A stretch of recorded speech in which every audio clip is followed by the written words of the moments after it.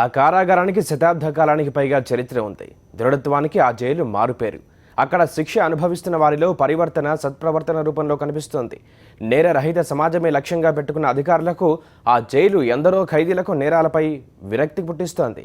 కారాగారంలో కూడా కొత్త జీవితాన్ని ప్రారంభిస్తూ వారిలో ఆత్మస్థైర్యాన్ని ఆత్మాభిమానాన్ని పెంచుతోంది. 125 ఏళ్లు పూర్తి చేసుకుని ఆదర్శ నిలయంగా మారిన పాలమూరు జిల్లా జైలుపై సాక్షి ప్రత్యేక కథనం. ఇది మహబూబ్ నగర్ జిల్లా జైలు.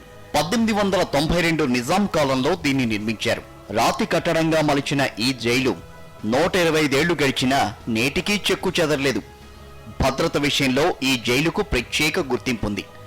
144 మంది ఖైదీలుండేందుకు అన్ని విధాలా దీన్ని నిర్మించారు.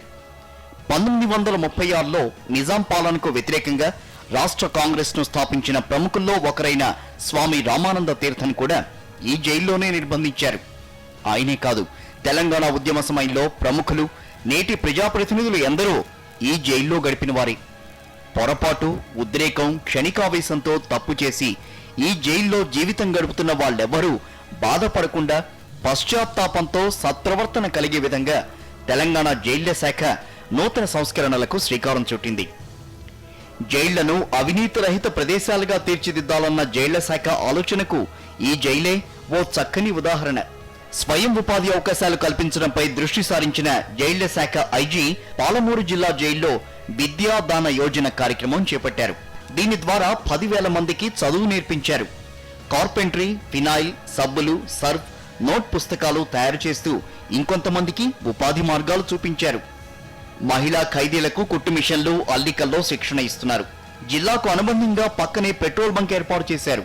ఇందులో జీవిత ఖైదు అనుభవిస్తూ సత్ప్రవర్తన కలిగిన 20 మందిని నియమించారు. రోజుకు 110 రూపాయల చొప్పున వేతనం చెల్లిస్తూ జీవితంపై ఆశ కలిగిస్తున్నారు.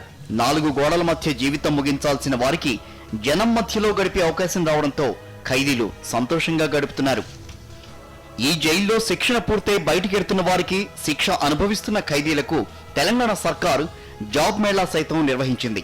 నేరం చేసి ఖైదీగా ముద్రపడ్డ వ్యక్తులు జైలు నుంచి విడుదలైన తర్వాత ఎలా బతకాలి, ఏం చేయాలనే దానిపై భరోసా కల్పిస్తున్నారు.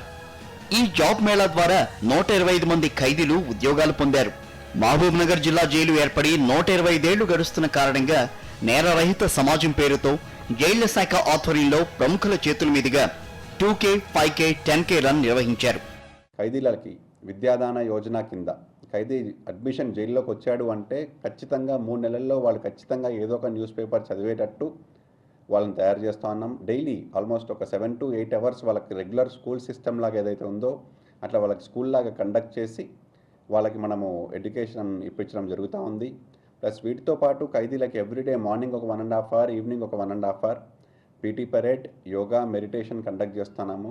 ఈ పీటీ పరేడ్ చేయించడం యొక్క ముఖ్య ఉద్దేశం ఏమంటే వాళ్ళలో సెల్ఫ్ డిసిప్లిన్, సెల్ఫ్ ప్రైడ్ అనేది ఏర్పడాలన్న ఉద్దేశంతో అది పెడుతూ ఉన్నాం. రీసెంట్గా మనము పెట్రోల్ బంప్స్ ఒకటి ఏర్పాటు చేయడం జరిగింది. పెట్రోల్ బంప్స్లో మ్యాక్సిమం నెంబర్ ఆఫ్ ప్రిజనర్స్కి మనం అక్కడ ఎంప్లాయ్మెంట్ ప్రొవైడ్ చేయడం జరుగుతూ ఉంది. ప్లస్ మనము ఆ పెట్రోల్ బంక్లో నుంచి వచ్చిన ప్రాఫిట్స్ కూడాను మనం గవర్నమెంట్కే డిపాజిట్ చేస్తున్నాం. ఆ రకంగా కూడా మనము గవర్నమెంట్కి హెల్ప్ అవుతా ఉన్నాము. మొత్తంగా మహబూబ్ నగర్ జిల్లా జైలు 125 సంవత్సరాలు పూర్తి చేసుకోవడం పట్ల జిల్లా వాసులు హర్షం వ్యక్తం చేస్తున్నారు.